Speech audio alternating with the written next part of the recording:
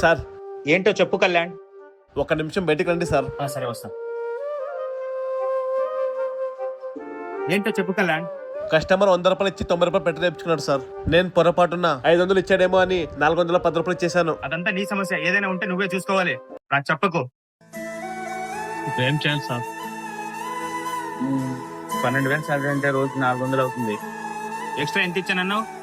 400 sir. అలా అయితే ఒక పని చేయి, ఈ రోజు నువ్వు పనికే రాలేదనుకో. లడ్డు కావాలా నాయనా? A few moments later.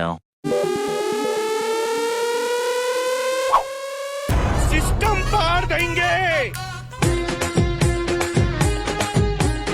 Hello, ఎక్కడున్నావు కళ్యాణ్? ఇంట్లో ఉన్నాను సార్.